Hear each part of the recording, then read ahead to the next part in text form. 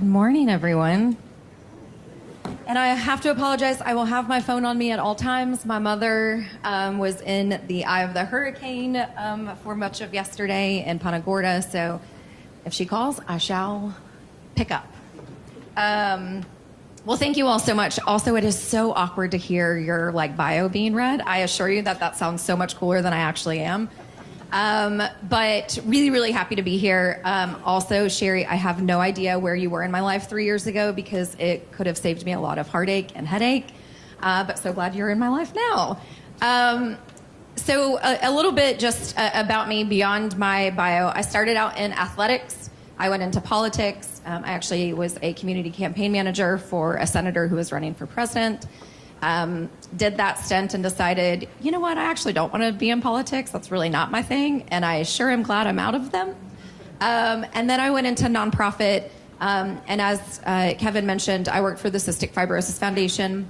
My job was to actually take drugs to market faster. So I worked on our drugs therapeutics pipeline, which was identifying major gift donors that could take a drug to market by skipping phases. And so really have an eclectic background, but I will tell you everything that I've ever done in my career has been centered around humans and around people and about engaging them, understanding them, making sure that you're paying attention to all of their behaviors because, by the way, we are so predictable. And so I'm really fortunate that I landed at CMA. Certainly, I never thought in a million years that I would be advocating for country music. That sounds crazy and weird, but I assure you it is necessary and needed. And I absolutely adore my job. I also run our philanthropy arm, which is the CMA Foundation. We're focused on music and arts education in our public schools because so many people in our business cut their teeth on music inside of the four walls of a classroom. So by sheer nature of what we do at CMA, we need to be thinking about the pipeline that actually gives us the artists, gives us the creatives, gives us the professionals that enter our business. So this is something that actually lives on the walls at CMA. And it really has become something that is in the underbelly of everything that we do. And that is that you should never, ever stop dreaming. You should never stop innovating. You should never think that something can't come to fruition. Because I assure you, this is by far one of the greatest achievements, right? This was certainly a dream at one point. And then it became a reality. And so we always push ourselves at CMA to we never criticize or critique dreams. We go, cool, maybe bring that one up later. But if we ever allow ourselves to stop encouraging and embracing innovation, we will always be left behind. We will no longer be relevant. And so it's something that we're constantly thinking about at CMA. So who are we? And I assure you that this is not just you learning about CMA, but it's important to have context when we get to why we are going through some of the changes that we are. So CMA was really put into place because in the late 50s and early 60s, Elvis Presley was starting to take over airwaves. So country stations that had gained a lot of momentum were starting to transition to rock stations so they could play Elvis Presley. So about 12 individuals joined together in a hotel room in Miami, disc jockeys, and said, we've got to save the future of our business. Otherwise, we really feel like country music will be obsolete. And so in that moment, CMA was created, and for the next 60 years, we were doing everything that we could to make sure that, thank you, Kevin. We were doing everything that we could to be innovating on behalf of the business. We are responsible for keeping country music steady, to be making sure that it's growing, that we have a footprint within the music space as a whole.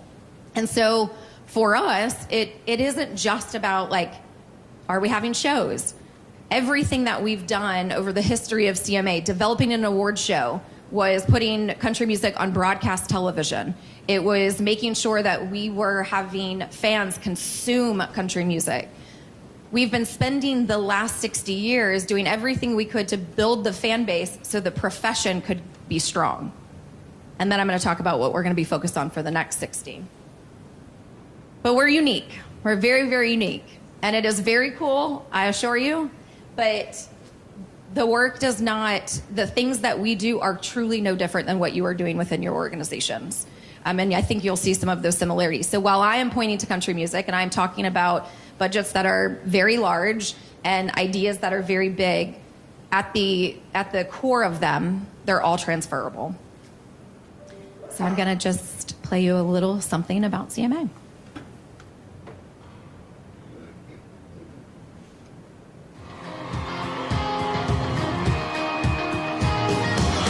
All right, CMAs, let's be proud of what makes us country tonight.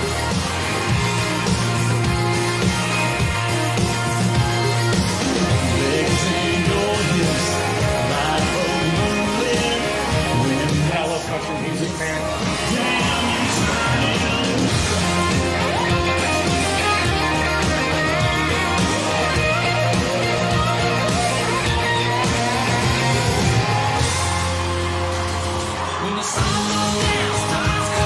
This is country music's biggest night. And the CMA Award goes to This is incredible. Thank you, country music. Thank you guys so much. Thank you. We did it. Thank you. Thank you. I love all of you. the fans. You are phenomenal. Country music, man. It's Innovate Best of Music Event 07! All of your favorite artists in country music are here tonight.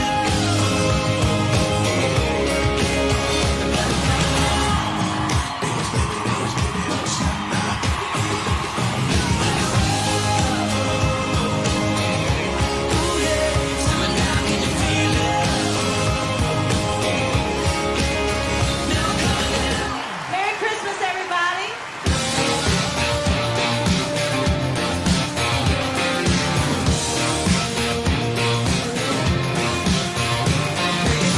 If you want a t-shirt to sleep in, it's my favorite, but you can keep it. Looks good, baby, you should leave it hanging off your shoulder. Give me them bare feet dancing down the hall and smiling at me, running your finger down the wall. You know what I want, I got what you need. Take it from me. Take it from me. Take it from me if you want a t-shirt to sleep in. It's my favorite, but you can keep it. Looks good, baby, you should leave it hanging off your shoulder. Give me the bare feet dancing down the hall and smiling at me, running your finger down the wall. You know what I want, I got what you need. Oh, take it from me.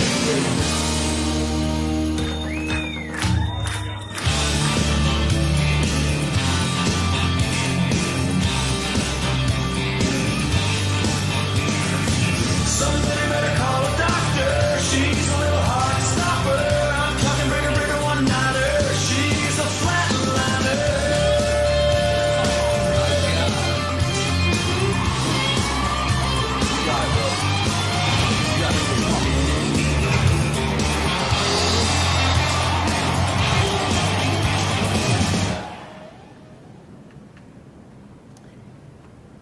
So everything's great.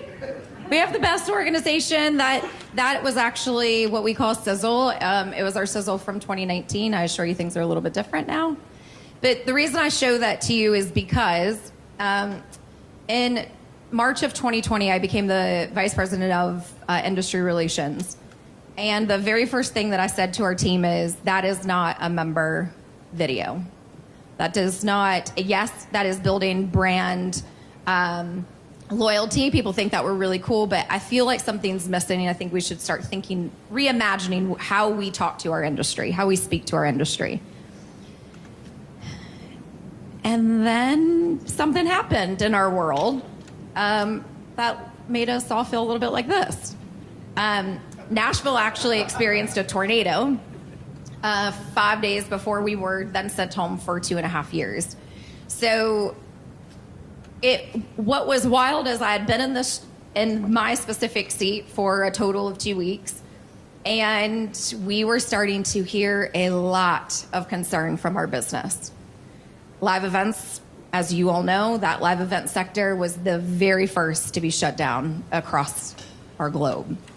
And I think that we were starting to get just panic. What do we do? How do we do it? We, of course, were putting about, knee deep in putting on our 4-day music festival that was going to happen 4 months later, trying to make business decisions for ourselves while also trying to take on the weight of the world of our 6,000 plus members, of which 3,200 of them became unemployed overnight. So when I say we were thrown into the trenches, I assure you it was quite wild.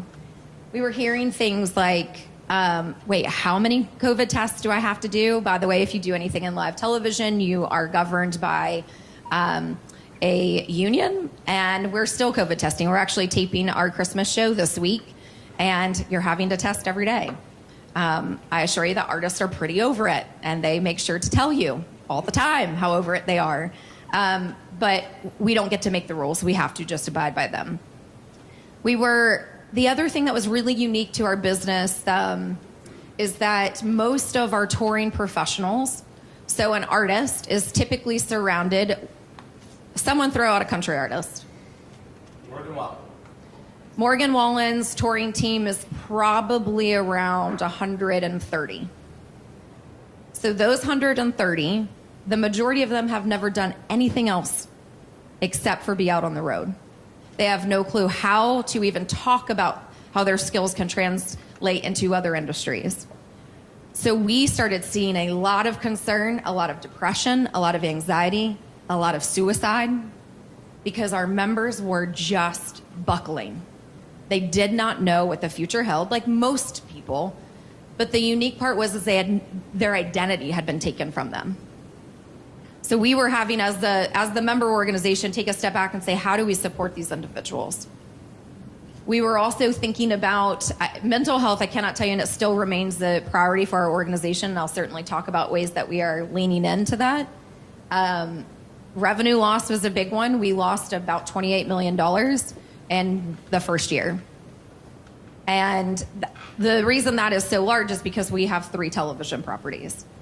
But we're contractually obligated. So we also had to go to Disney, ABC with the tail between our legs and say, what can we do without breaching our contract? So we were dealing with uncertainty while also, again, taking the weight of the industry's uncertainty. There was racial injustice. We were having to think about how, if we're in the pandemic and we're coming out of it, how are we thinking about our future in a more inclusive way?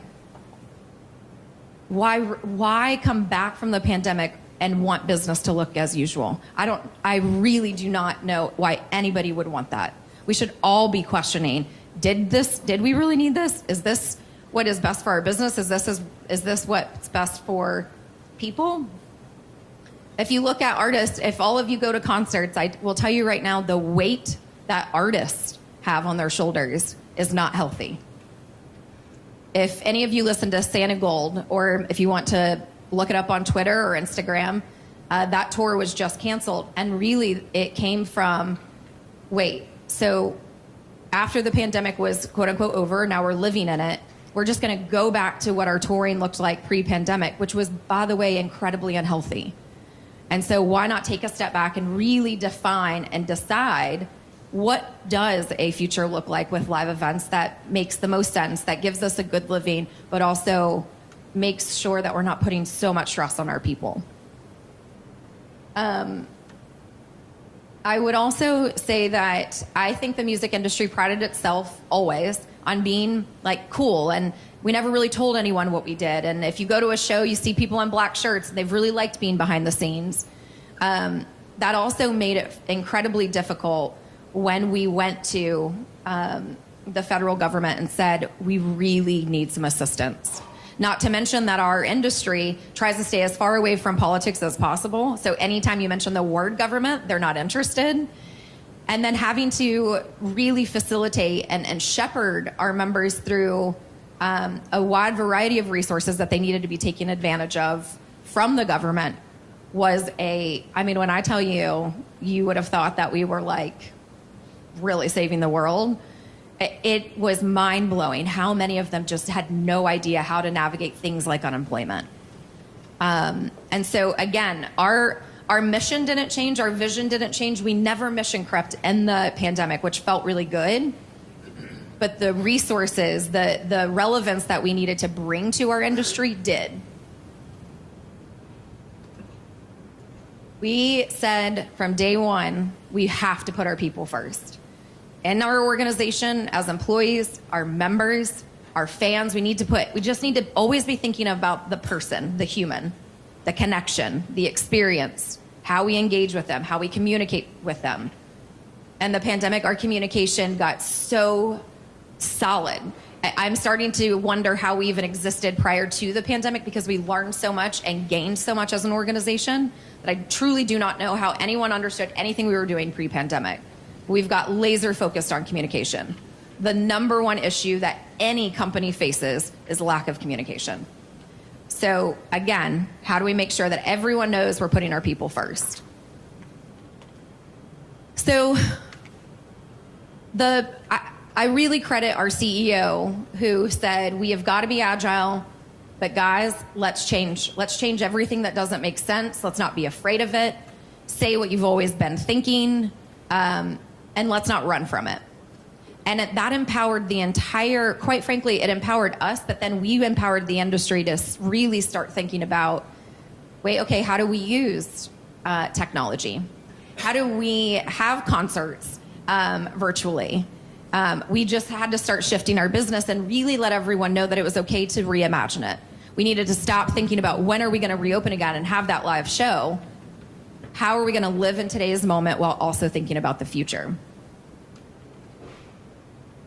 This is now like something that we repeat over and over and over again at CMA. We are constantly saying we have to ensure our legacy through a growing and relevant membership. Relevancy is truly going to be the thing that not only hurts for-profit, but will really limit nonprofits in the future. Are you relevant? Are you seen as relevant? Do your members think you're relevant? Is your brand relevant? Relevancy is so important, and I have to be completely honest. I am letting y'all in to what CMA has been experiencing. I'm showing you the ugly. So don't tell anyone, because I'm really proud of who we are and what we do. But we uncovered a lot of things that we weren't necessarily super proud of. Relevancy was one of them. When you're an organization that is 60 years old and you haven't even thought about changing criteria, you haven't even thought about doing things differently because they've been working. You can imagine that when you speak to someone who is a Gen Z or a millennial, the thing they are not telling you is that you're relevant. So we asked ourselves a series of questions, really uncomfortable questions. And we also said, we're going to ask these questions, but we need to be really okay with the answers. Let's not make excuses. Let's not say, oh, they just don't know, or they'll never understand our business. Nope, not okay. We needed to ask these questions and be really comfortable with what we were going to receive in return. Like, do we even know what our members' professional and personal needs are? If you're a member organization and you're not asking personal needs, you're not relevant, because they're intertwined now. There's no such thing. When people say, I want that work-life balance, there is no such thing. There is balance. And you have to decide what balance looks like for you. Do we even know who our members are? Hate to break the news to y'all, but we didn't. We actually had no idea. We were like, yeah, they're these people. They're in country music. What are their age? What do they like? We knew nothing. We weren't capturing anything about our members, which made it very hard when I took this role to go, well, how do I speak to them? How do I make sure that I am thinking about all of their needs, their unique needs? How can we communicate better to them? It was blowing my mind again. Everyone at CM is like, oh, Tiffany's in the room again. She's going to be lighting us all on fire about the data that we haven't collected over the last decade. I'm like, yeah, that's pretty much it. And how the business has evolved was another one. We started doing interviews and asking the industry, has the business evolved? And they're like, yeah, so you guys have been doing this thing. It's kind of old. We don't really love doing it, but we have felt bad. We don't want to tell you no. I'm like, I don't want to be doing it. I'm doing it because I thought you wanted us to be doing it. So we also started to realize that the business had changed. Radio had been the predominant way in which people were discovering music up until about 10 years ago. Now we have digital streaming providers, DSPs. That is how the majority of people are finding their music, YouTube being the #1 platform for music discovery. So we hadn't started to shift, and we weren't even providing resources to guide our members through it. So we did an assessment. Sherry certainly mentioned the word assessment. I love them. I don't think that you should do anything in business without assessing where are we currently, where is the business that we're trying to get to, and then what do we do in between? Do we have the right people in the room? Do you have the right staff when you're thinking about the future? There are just so many things that we had to think about. The other thing is that when you work with humans, you need to lean on data. We wanted to start understanding human behavior. How are they spending their money? Whether they were members or fans. I was sharing with Sherry last night some research that we actually looked at on Monday, which was mind-boggling, but I'm going to give you this little nugget because it's quite interesting. We have become passive in how we spend money, meaning that it no longer carries the value that it once did. Venmo is actually the #1 platform in which Gen Z prefer to interact with financial transactions. The other thing that's quite interesting is that when surveyed and people asked how much is in your Venmo account, the majority couldn't tell you. You know what's in your bank account? I do. I know what is on my credit card statement. I know everything. I could not tell you right now what is in my Venmo account. So that sent us down this road of trying to understand, so how is it changing? Because we're seeing it in the live event sector. 30% of tickets are not being sold, and then 30% of the inventory is being sold in the last 3 days. That is completely different than the way touring was 5 years ago. You actually sold the majority of your inventory a month prior to the show. When an artist now goes out on stage, they look in the audience and they say, it's not full. And the team says it's sold out. And they're like, but I'm not okay with looking out to a crowd that looks like 30% are not there. And so we started asking ourselves this question about, is there this correlation between passive spending and you making an investment and going to a show? And what we are starting to find is, especially this younger generation, millennials, me being one of them, and Gen Z, when they buy the ticket, it leaves. When the concert comes, they do not feel like they're missing out on money that was spent because it happened so long ago. So they're not showing up to the venue. It is wild, and we're trying to adapt and adopt to it. But also, the fact that younger people would rather use Venmo than any other financial service is also a bit crazy. Ticketmaster will start accepting Venmo in the near future because of this. Those are the kinds of things we like to know. We like to dig into the data. Why are people doing certain things? The start of the pandemic, you didn't look at your phone until you were 48 minutes into a meeting. You can't get through a meeting within 1 minute without picking up your phone. That's happened in 2 years. In 2 years, our attention spans changed that much. So if we're not paying attention to that and letting that drive decision making, we will not be relevant because we're not looking at a relevant audience. We also you have to do way more listening. We had to sit, get uncomfortable, listen, tell us everything, absorb it, write it down, make no excuses. We really had to not engage in conversation. We had to listen. And we did that for a year. And the interesting part is that everything that happened post-pandemic was going to happen at some point. It just happened a lot faster and a shorter period of time. We had to tell ourselves. It is a marathon. Do not try to get anywhere super fast because it's going to change. And the pandemic, by the way, should have taught us all that. But here were trends, barriers that we identified, and then how we started thinking about solutions. Our membership was shrinking. Everyone's like, of course, the pandemic, they can't afford it. I'm like, no. Our membership was shrinking at alarming rates. When I started at the organization 9 years ago, we were at over 10,000 members. We're at 6,300 right now. It's been shrinking. We were weak in certain categories. We have 17 categories of membership. You can be the artist on stage. You can be the songwriter that wrote the song for the artist. You can be the engineer that put the track together. You can be the label. You can be the publisher. You can be the bus driver.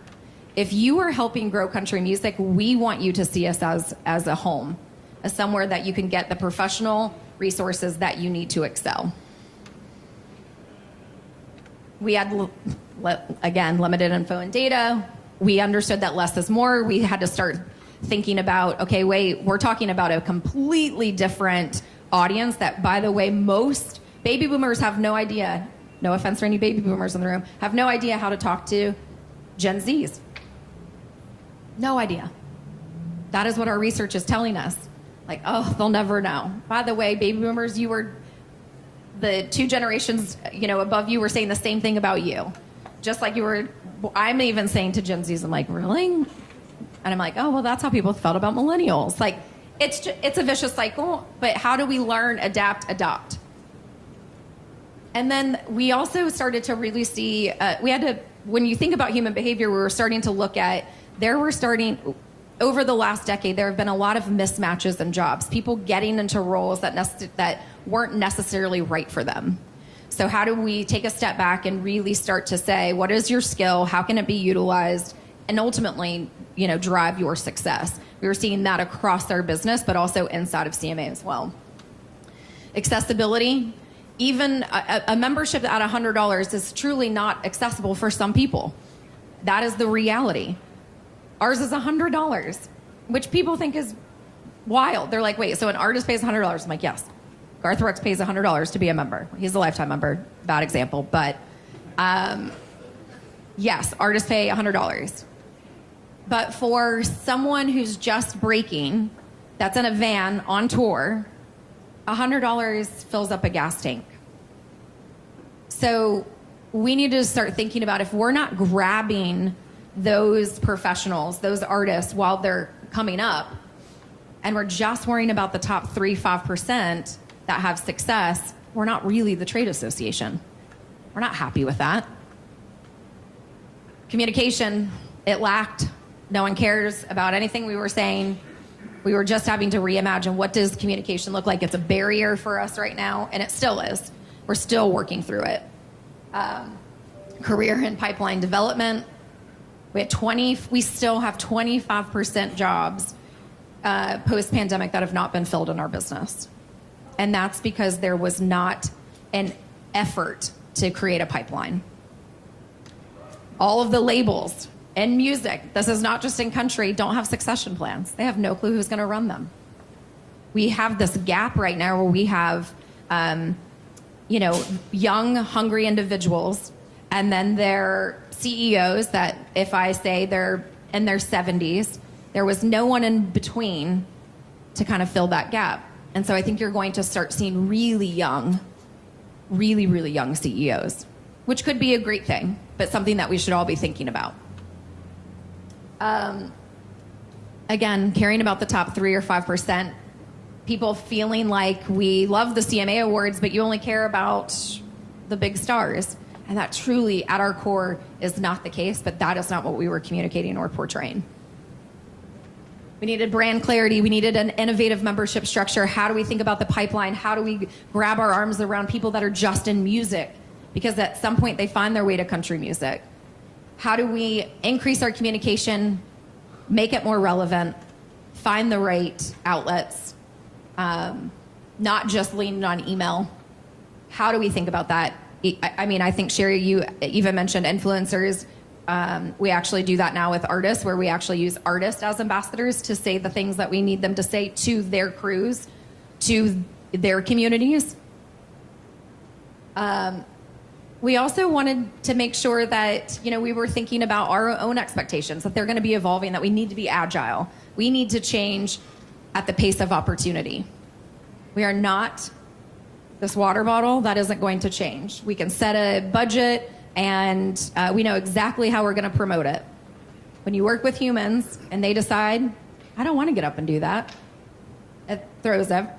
just throw it all out. Start over. So we had to also really lean into being agile to an ever-changing business. And by the way, I would have to imagine that so many of you are having to do that same thing.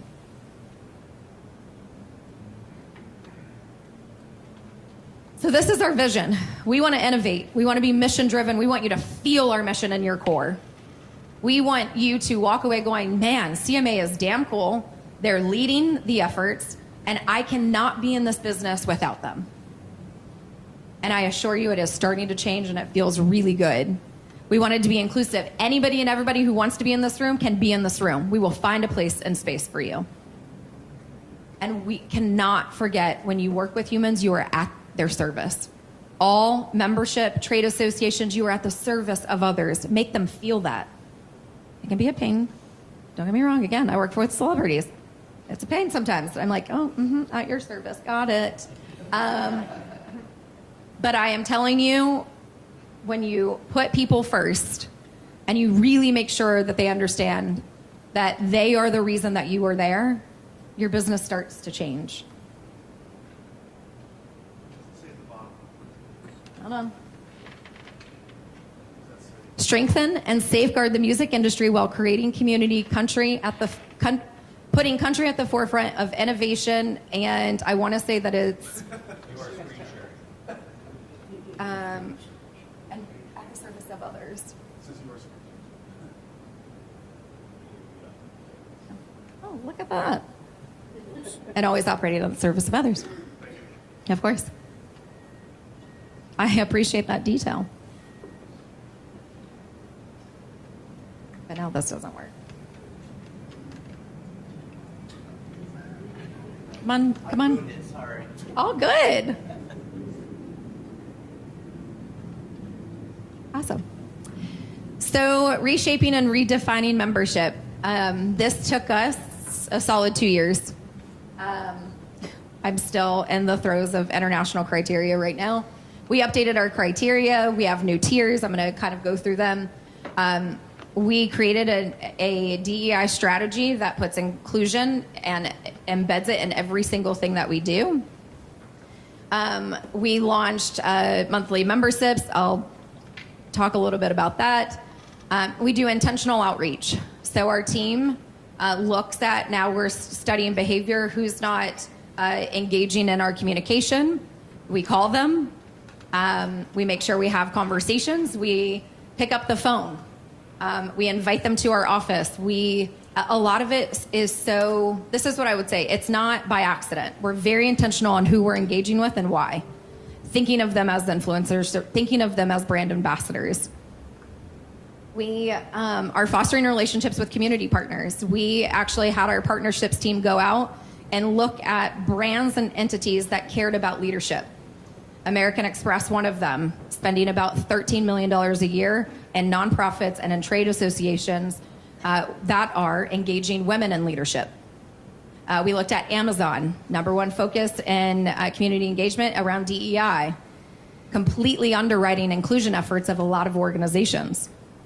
So we started really thinking about who could we bring in. Alliance Bernstein, another one that cares tremendously about leadership.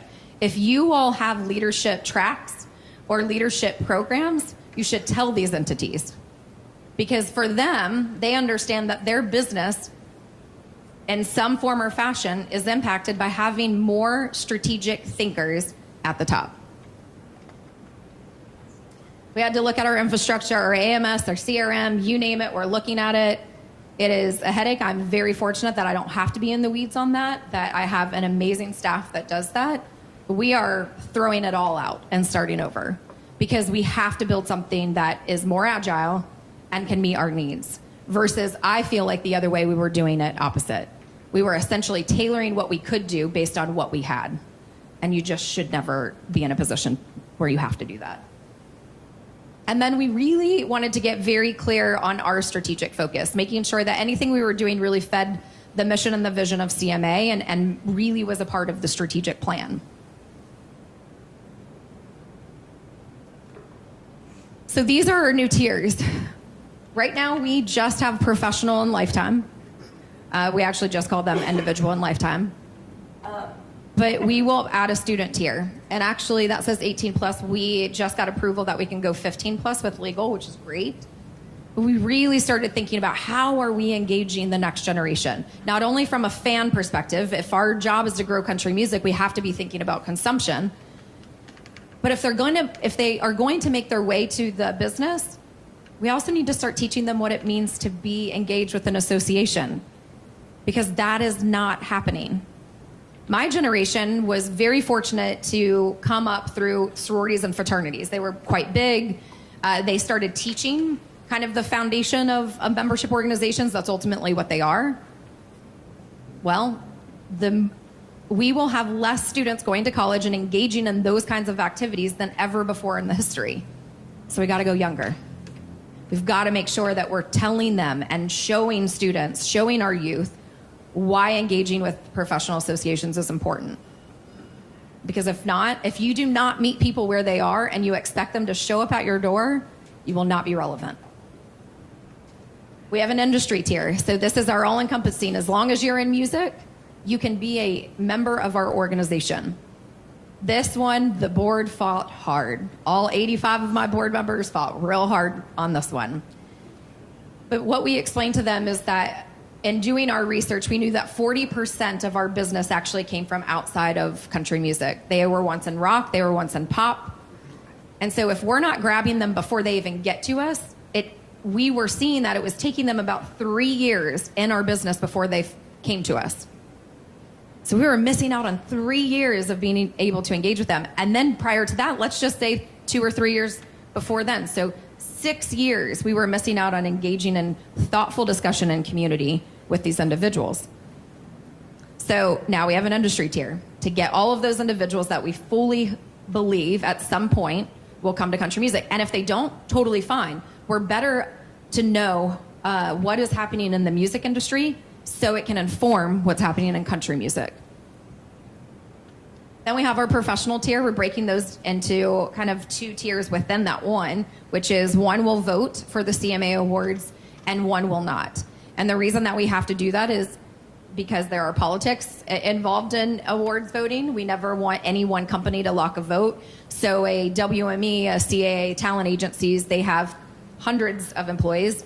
If they signed up all of their members, they could technically carry a vote and someone could win an award simply based on having more numbers. So we're very particular. We have a statistician on staff who really is always thinking about making sure that no one has competitive advantage. So anytime you see, everyone always thinks they know. They're like, oh, look, CMA, they don't like Jason Aldean or they don't like Keith Urban. I'm like, it has nothing to do with that. We have members, they vote. And we're very specific on how many of our members can be voting at any one given time. And then we have our lifetime members. So if you are an artist nominated for a CMA award, you become a lifetime member. If you are in the Hall of Fame, if you are a Grand Ole Opry member, you become a member, a lifetime member. And we make sure that they understand now that that is a really big deal. You are part of our organization for life. We can't kick them out yet, that I know of. And for us, we want them to really understand that we want them to see it as valuable, not just something that we did. And so it really is a tier that we are putting some emphasis on quite a bit right now. So this is memberships. I do not love the term networking. Networking to me means I show up, typically with a friend. I'm going to have a conversation with the same person that I typically always have a conversation about, talking about the same shit I always talk about with them, while over a cocktail. I just want people to engage in thoughtful discussion. So we launched memberships. They happen once a month. We invite strategically who is going to be in the room around a specific topic. And by the way, all the topics don't have to be like mind-blowing. We did trivia on Taylor Swift. The reason we did it is we found that Gen Zs in the music business, 99% of them listen to Taylor Swift and credit her for being in the music industry. So we're like, we're going to have a trivia night. And guess who showed up? All of our Gen Zs. And we got to engage in conversation and learn from them. Like, oh, what do you love about, being a member of the organization? And they're like, I don't know, my boss pays for it. I'm like, okay, great. So but picking up those things allows you to be a better organization. It allows you to be a little bit more reactive and understand how to mold to the needs of your members. We did one on research where we brought people together. The one that we have this month is we're bringing legal together to talk about licensing. It's an issue in our business right now. And so those are, even when we send out the invitation, it is not a blanketed email that says, hope you can join us. It is direct outreach, and we explain to them why we see them in the room, why it is important for them to show up. We will never have more than 50 in the room. And that is incredibly important. But what I love is it's starting to carry out. Those 50 people are like, man, I was engaged in a really big way. I'm telling someone else, the next time you have a member SIPs, please invite someone from my work. I'm like, that's not really how it works, but I really appreciate that you're so willing to engage someone else within your community. Something really small. Not far off from your in lieu of lunch, which I love so much, and I'll probably steal. We also launched a Women's Leadership Academy. I took part actually in a leadership academy with American Express 3-4 years ago. It was a 5-day intensive where you learned everything that is remotely wrong with yourself. And you worked on yourself, and you did it with complete strangers, and you learned why your brain works certain ways, and why when you're getting feedback, why your blood pressure rises, and why you turn red, and all of these things that I truly believe allowed me to be an incredible professional. And I thank American Express so much so that I got American Express credit card. The minute I came out of that thing, I was like, got to get American Express credit card. So it worked. But I came back to CMA and I said, we have to be doing this. Post-pandemic, women are leaving the field faster than they got here. Women lost more positions of power after the pandemic. And our industry, when you look around, while at the CEO or at the C-suite are not typically women, pretty much everyone in between, they are. And so are we making sure that they are positioned to take on those roles? So we started our Women's Leadership Academy. It's a 16-week program, completely underwritten. We actually made quite a bit of money off of it. And what we love about this are that the women are saying this is transformative. I'm able to walk taller walking out of this room with the resources that you've given to us. We also are thinking about our awards a bit differently, leveraging our awards, making sure that people understand, yes, the awards are great. Some broadcasts, I love that it grows country music. You're more likely to have, an increase of about 523%, I think. If you're an artist that perform on our show, you get this big jump. If any of you watched several years ago with Chris Stapleton and Justin Timberlake performed on our show, prior to our show, he was probably about a $25,000 artist. After our show, he went to about $1 million artist, so it had a huge benefit for him. So there are values that certainly we can give to our members, Chris being obviously a member. But how do we also make sure that we put the right people in the room to have conversation? We've invited the MLB commissioner. We've invited the first music director for the NFL, making sure that we look at what are our assets and how can we use them to not only better us as an organization, but also for our members. How can we set up meetings for our members? Being able to set up a meeting with the NFL and Luke Combs, his manager, was one of the greatest days of my life, because I truly believe that he is a stadium act that the NFL needs to be thinking about. And then there is this amazing thing called Discovery Education at the top that I believe will change our industry completely. They are the #1 content curriculum provider for public schools. And we went to them and said, we have a pipeline issue. We don't have the professionals getting into the business, and we don't have schools that teach touring. Even if you go to music business, you go to Berkeley, you go to Belmont, they're not teaching you what we need you to know.